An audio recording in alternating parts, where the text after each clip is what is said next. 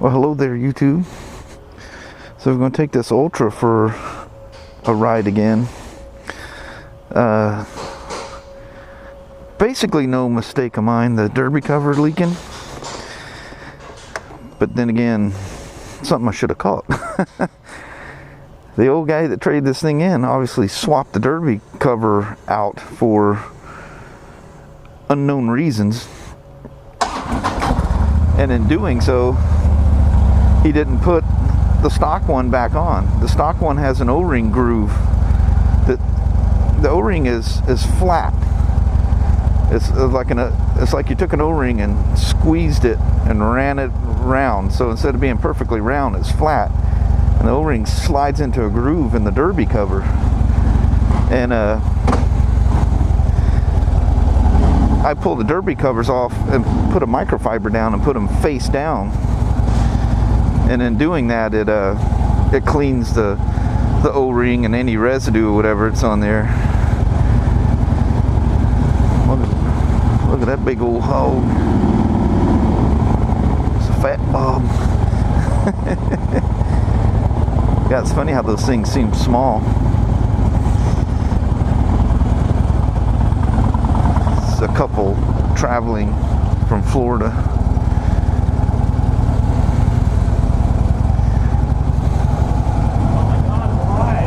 It lives.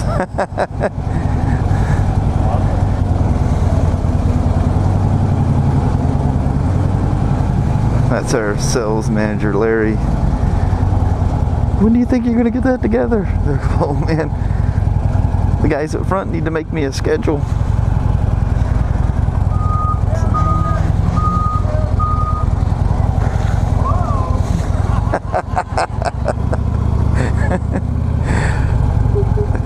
You gotta watch these guys, these young fellers and their forklifting. I can't see around her Mercedes there. It can be risky taking that turn. But anyway, I'm just gonna take her for a little rip and make sure everything's all copacetic. But anyway, the cover he put back on is not the stock cover. The stock cover has that flat O-ring that slides sideways into the cover. And hell, I had that cover off changing the primary oil, and like I do, I set them, surface side down on a nice clean microfiber, and that dries them out and cleans them off all in one clean swoop. There's a little residue in the center of it, when you pull it off.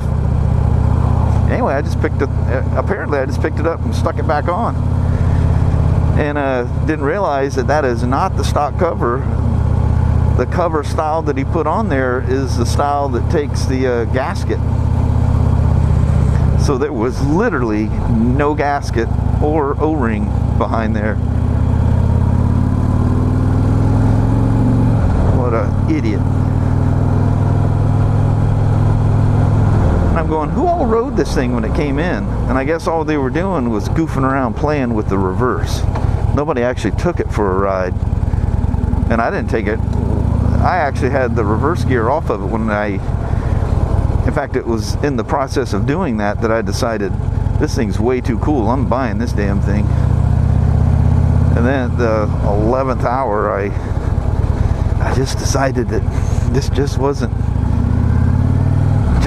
me. It's drop dead gorgeous and incredibly comfortable, and would be the ideal bike for Kelly and I to ride around on, but that's a lot of money to spend for something that would probably sit in my garage more often than not. The Street Glide just kind of inspires me to ride it. This thing would end up being like my Venture. It would just kind of sit there until, I would obviously ride the thing around back and forth to work and stuff like that, but it's not something I just like an after work take off and go bombing around on kind of a thing. Let's just do an initial test here. We haven't gone very far. Yeah, I know it's gonna be fine. It just, you know how that is. You gotta take her out and Let some oil spin around in there. You know, it's crazy, even despite the little puddle it left there in the parking lot. It responds quick, I can tell you that. Real quick. Ain't nothing wrong with that. Well, as far as I know, I'm rolling on the same chassis as my Street Glide, so tank is the same, fairings the same, bags are the same. Really, the only difference, well, it is substantial, but is the twin-cooled motor and all the frillies everywhere, you know.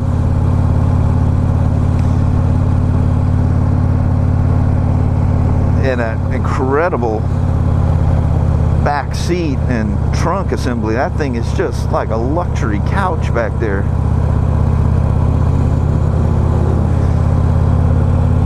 Oh, it's beautiful out here today.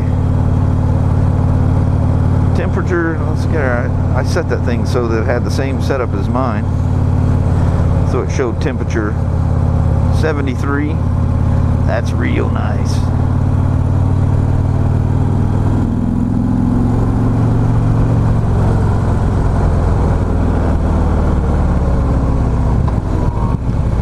You know, if I can, it'd be risky on a hill like this. I'm too chicken. I'll be midway turning around and realize somebody's coming across that hill.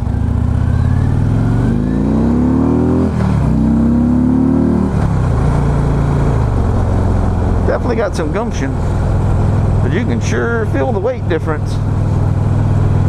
It doesn't pull you back quite as hard as a Street Glide does, but that's just a power to weight ratio thing. And I know that my exhaust and stage 1 intake and the flashing and stuff, you know, obviously gave it something. I mean, you're not talking huge numbers by any means. It's just making it flow right. But you know, there is some advantage to doing that. I mean, that's not a massive difference, but it's enough that it's noticeable stock to the way it is now. So the weight and being completely stock are two things going against the performance of this at the moment. But all that can be fixed. It just takes money and time.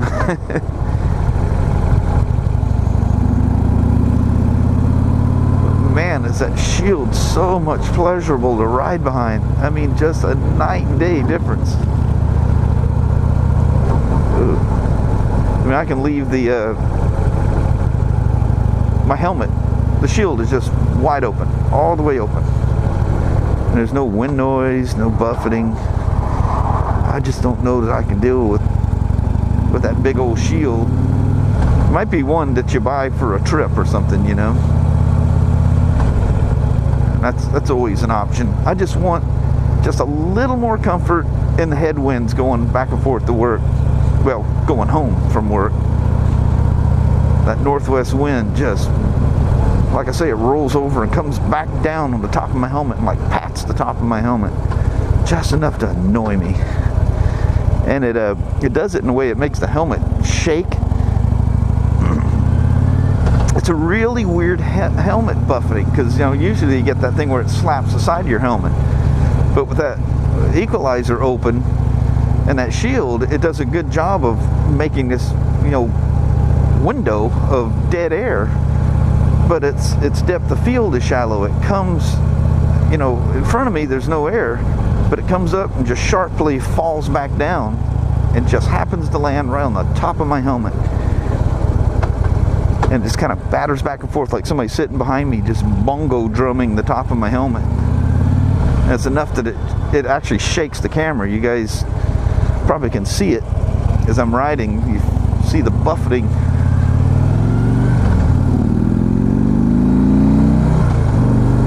This thing just feels like it's choked down, like there's a restriction somewhere. It's got that whoa. You hear it's like the air box is much better performing than the exhaust. God almighty, you could just tour forever on this thing. It is so incredibly comfortable. So I measured the shocks on this thing this morning before I took off on the ride here, and they're 12 3/4 inches, it looks like, eye to eye. And I haven't had time to look at mine to see how long they are on mine. Oh, and the side stand is the same length side stand, so I wouldn't have to change that if I did that change. Yeah, we're all nice and dry down there.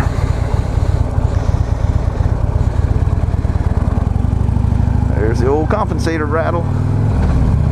I make it, you know, you guys have to pardon me, I'm making a way bigger deal out of that thing than what it is, and you probably don't even hear it. You just kind of feel this little blah, blah, blah. It's like a rumble. If you're really aggressive in your takeoff and you let it lug down too much, it'll it makes more noise. But this one's a feed of making it do it.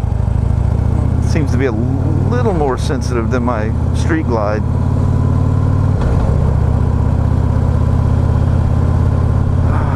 Dang, this thing's nice. Somebody is texting or messaging me or something. My Cena is just going buck wild. It's not one of the guys here at the shop. I wonder what the hell happened to me. But anyway, here we are. Park this thing out front for these boys and hand them the keys. And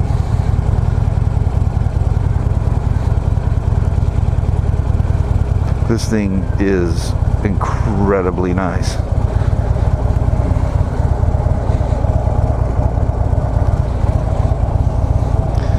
You know, and one like this, I most likely would just absolutely leave it stock.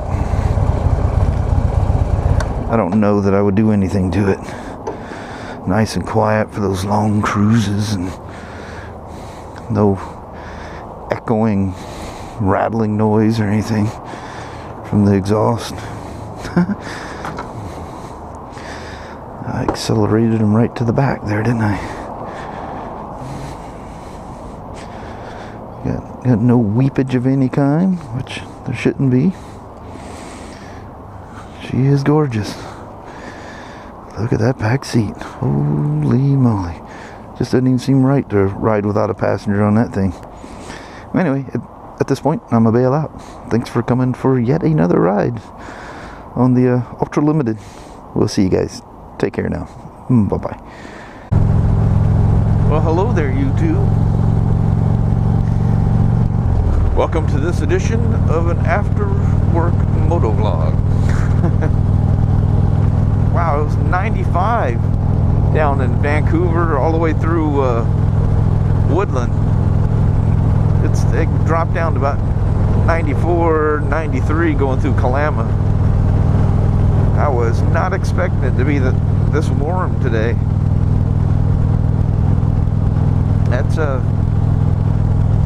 That's getting up there on the little bit of the warm side. But what surprises me is it's still 91 here. Well, it just dropped to 90. Get back in these trees and it'll cool off. So I took you guys along for another ride. Probably getting a bunch of wind. That feels very good on my face. I took you guys for another ride on the Ultra today. And found out that I didn't do anything wrong to that cover. I was pretty sure I loosened that thing. I must have been thinking of another Harley or something. I have no idea. But everything was torqued down just like it's supposed to be. Then it's just, you know, as soon as I see them bolts are tied, I'm like, what in the holy heck is going on here? So I'm thinking, there's no way you can lift this O-ring, you know.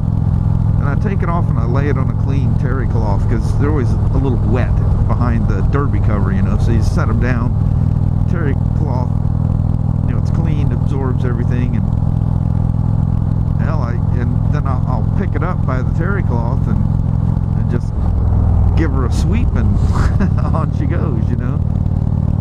Hell, I didn't know this damn thing didn't have an O-ring. I know that these models have the O-ring derby fitted O-ring or derby covers. So I didn't give it no thought, you know. None whatsoever. You know, so, you know, the way they fit, you know, when they go on, you know, they're pretty much metal to metal. You just got the O-ring sealing it off. You know, the older styles have a big, you know, gasket in there. It's one solid round gasket, you know, for older versions and maybe even different styles, but none of the 103s that I know of use the gasket. 14 and 15 anyway. So, didn't think anything of it, and I look, and that old codger that had that thing before done went off and for whatever reason didn't say anything to anybody. And I'm going, well, there's no way he rode this thing down here without it leaking oil.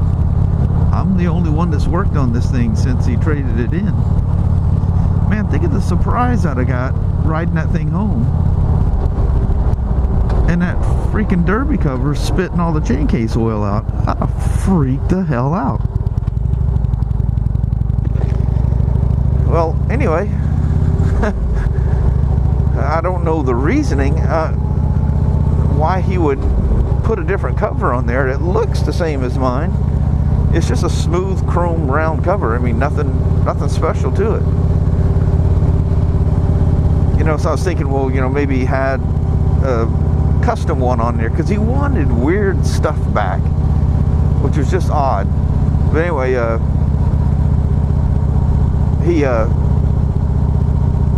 was thinking, you know, maybe he just put the stock one back on, but he didn't put the stock one back on because the stock one has the O-ring or the flat ring, whatever you want to call it, that goes in there. It's the wrong cover. I mean, it fits, but it requires a gasket. And these models, you know, street glides, road glides, Electras, they all use that same derby cover. You know, I think the CVOs and stuff like that have a more custom look to it or whatever, but they all use the flat O-ring. So anyway, had to get a gasket. Can't put an O-ring in. It's not even an O-ring groove on it because it's the wrong freaking cover. And come to find out, I said, did this guy trailer this thing in? Nope. They went and got it. They went and picked it up. He didn't even ride it in. So it got trailered into us. And then, you know, some of the sales guys were goofing around, playing around with the reverse and stuff. And I'm wondering if that's not where all the metal shavings come from. Because I think it has to be in neutral or something to put it in reverse. I don't know. I still didn't play with it. All I heard was the different tacks going, ah, sucker, there's no rev limiter, speed limiter. It just goes full speed backwards. So I'm thinking they were probably trying to put the thing in gear because the metal shavings were right there in that outer cover. They hadn't made it into the transmission because I flushed the hell out of that thing. And only just a couple of speckles came out.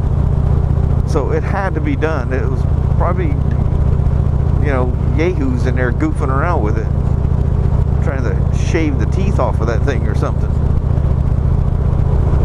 I mean, it wasn't, oh geez, gnats. Like, that was like a swarm of bees, but it was a swarm of gnats. And I got my face shield open. They're probably all in my helmet. That's a, geez, they're still out here. Look at the Canadian geese. That's a lovely sight, but that's also not a good sight.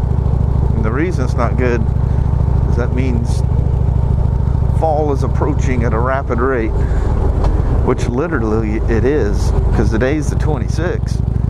What was it, next Monday, Tuesday? Yeah, next Tuesday I think is the 1st of September. Jeez, we're a week away from less than a week away from September. No. I hate Hey there, hee-haw. Ooh, you're a pretty horse.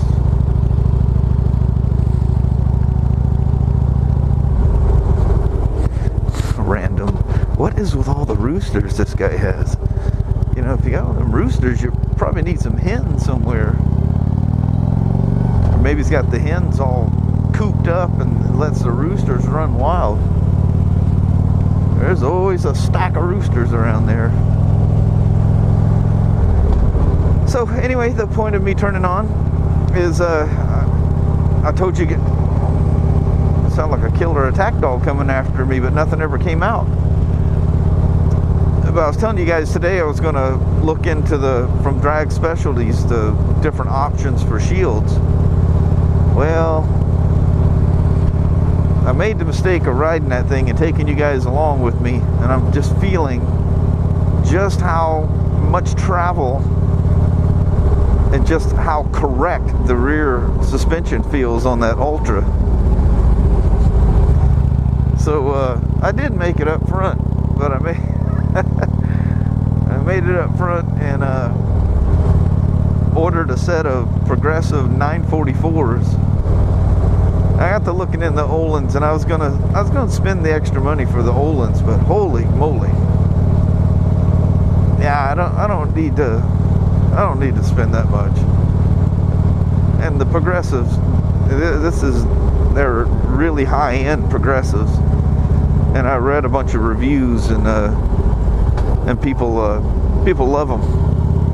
Now, this one site, I think it's HD Forums or something, had some guy that's just relentless. You need to get the Öhlins. There's the only way. The Öhlins. That's the only way. Well, dude, they're like 60 or 70% more expensive. I mean, the price literally doubles. So, if not more, because you can find these Progressives on Amazon for about $611. So, more than double. So it's about 60% more expensive. I just want something. People are actually putting them on their Ultra Limiteds and saying they're better than the Ultra Limited air shocks to come on it, or whatever the hell shocks are on there. But they might be premium HD shocks as well. Hell, I have no idea. Same type of adjustable ones like these, which it very well may be. Hell, I didn't pay attention. I had the bag. No, it wasn't. It was an air shock, because I took the bag off to measure the thing. So the Ultra Limited comes with 13-inch shocks. This one has 11-inch shocks. And which seems odd. They're saying that because if you measure eye to eye, which is usually, that's the way I've always measured shocks, from eye to eye, center of the eye. And that comes out to 12 3/4 inches for the Ultra, and 11 3/4 inches for this. So I ordered the 13-inch standard rate.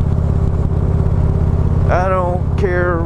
You have to be, I'm telling you, you have to be in excess of 300 pounds to run any heavy-duty spring shock that the Progressive offers. And I don't care what they're telling you. Now, if you're riding two up, and say both of you are 200 pounds, you got 400 pounds, and you got like a tour pack on, or you have an Ultra that, you know, comes with the tour pack, or any Electra Glide. What we got going on here? There's Farmer John here, literally walking down the road in his Honda.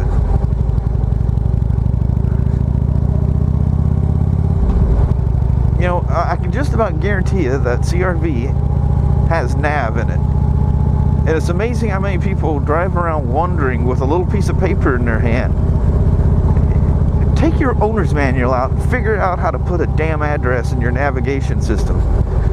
You paid for it with the cost of your vehicle. Use the damn thing. Oh, hell no. They'll go old school. I'll see them holding maps up and stuff, going down the road with a map in the middle of their steering wheel. you know, trying to figure out, whoa, do you see the little road groove things I got? The front end went wall wall.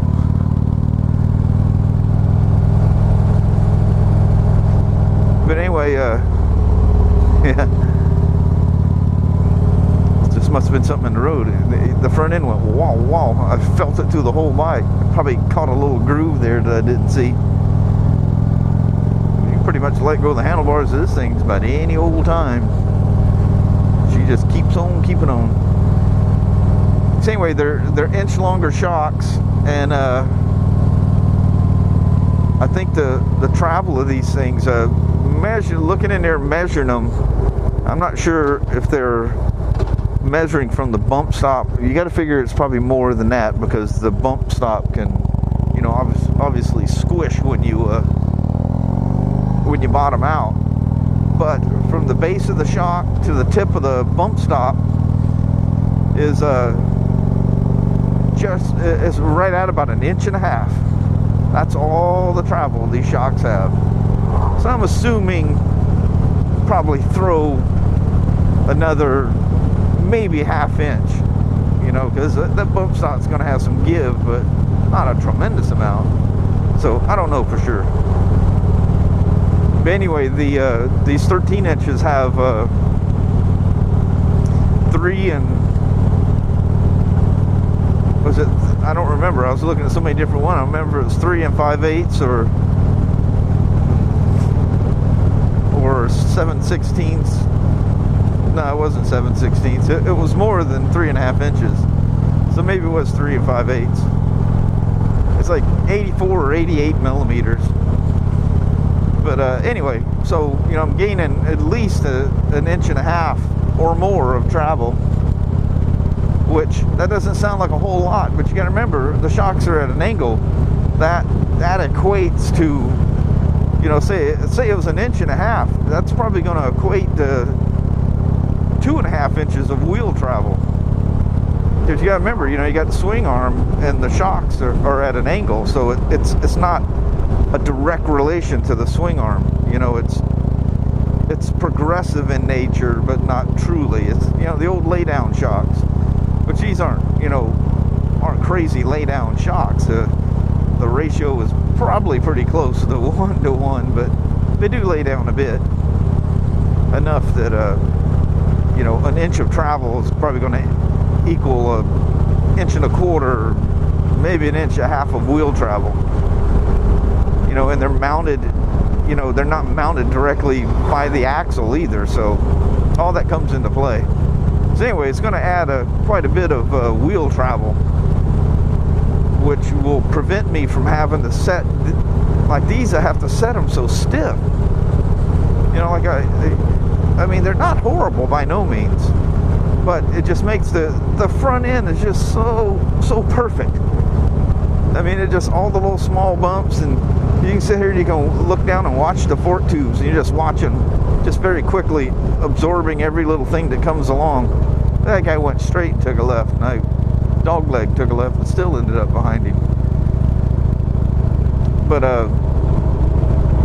anyway, the forks, just no complaints whatsoever.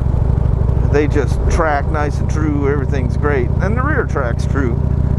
But I have to set the shocks, and I have them set less than what my rate, the number of clicks for my weight. I think I have it set at like one click. Well, 1 full turn, which is 2 clicks, because it clicks every half turn.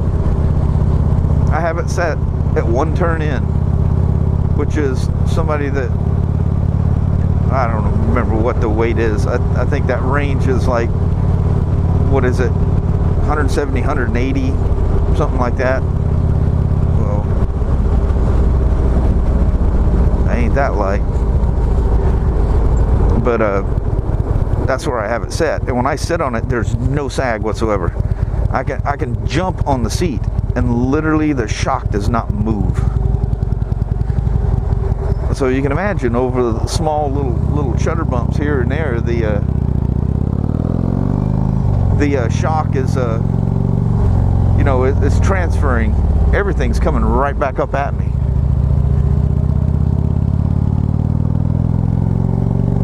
And you know, it doesn't bottom out very often, so I know it's actually set too stiff. But and it seems like if I go like a 0 clicks in or a half a click, just that much is enough that I do get some bottoming a little more frequent. I mean, that thing is that sensitive, and there's like 20 clicks in.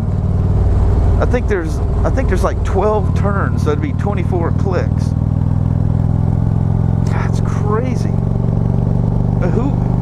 I don't know if you can put enough weight on this thing that you would need all that, but whatever. It's just you want to be supple going down the road, and I don't feel that suppleness. You know, I want it to work when I go fast, but I don't want, when I'm riding down the road, for you to hear my voice going the whole time. That's ridiculous for a freaking $25,000 motorcycle. But it's hardly trying to go after this look. Now, this squatted down look, even though they now make an ultra limited low, I think they make a low in each one of them. But and you have this kind of a setup, though I don't think there's anything with the fork. I don't think the forks are any lower. Doesn't seem like it. Man, I've hit some wallops with this thing and haven't bottomed the forks out. It just seems to have endless travel. So I mean, no complaints with the forks whatsoever. Just the shocks and their limited throw, because Harley wants this thing to be all squatted down. So I measured the side stand, because I'm thinking, well, I'll go an inch higher, because I went 2 inch higher on my iron shock, and I had to add, I think it was a 1 inch maybe longer side stand. I got that from Drag Specialties. Yeah, I think I went from a 7 to an 8 inch side stand, because that thing leaned way over with with those progressive shocks. I mean, just like donk. I mean, the bike looked retarded sitting on that side stand. You ever seen a bike that somebody's you know, tried to sit on it in the side stand? They bent the side stand and it leans too far over. That's what it looked like. So I think it was an inch longer stand made it stand up correctly. I mean, I literally had to stick a 2x4 underneath it. Well, it wasn't quite a, well, that had an inch and a half, and it did make it stand up a little higher than I wanted, but an inch longer was perfect. Anyway, I measured the side stands, and they're both the same length on this one and on the Ultra, and that probably explains why the Ultra seems so. I mean, you pick that thing off the side stand, it is like, holy mama. That bike is leaned way too far over, but with all that weight and everything, you don't, you know, and plus, you know, you can have the thing loaded with gear, and that's going to squat the suspension. So I can see there. I mean, this bike is empty. Nobody's on it, obviously, or no gears in it. You know, so it's, the suspension is probably topping out. But I can understand the reasoning to have it lean over more. But boy, you pick that thing off the side stand, then you walk over and pick this thing off the side stand, and this thing feels like a toy compared to it. It must carry its weight relatively high or something. But there's like a 200-pound difference between the Ultra Limited and this one, and boy, does it feel like way more than that. A whole lot more. Yeah, shit. She's just ripe with good smells today. Although I swear I'm smelling some I know this is weird, but it almost smelled like there was some birch in there. It didn't seem like it was all cedar. It smelled incredible though. So anyway, forgot all about the shield, went for the shocks. So I'll probably pack those things home with me tomorrow and put the session, the old head strap on the session, and go out there and put these things on. I think you guys like watching those things.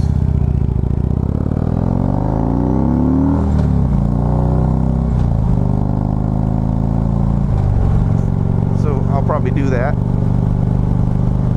if and you don't mind. I need need to get them damn Spider in the Redwood videos done. There's day 2 is over 2 hours worth of video, and I just don't know what to use. And it takes me so long to go through it. I get uninspired and end up doing something else. I get bored with it. But there's so much footage there. And then there's footage off the Note 4. There's footage off the iPhone. There's footage off the Sony Alpha 6000, and oh, good Lord. So I don't know. Everything all told, I probably have 3 hours worth of stuff. But my goal is tonight to work on that. And once I get day 2 done, day 3 is going to be easy. Day 4 and 5, and day 4, 5, and 6 are fun. You're going to like those. You're really going to like those. At least I hope you will. But anyway, I'm going to get stuck behind a tractor here. I'm going to use that opportunity to let you go. So thanks for watching. You guys have a wonderful day. Thank you very much. We'll see you now. Bye-bye. Oh, they're stopping up here.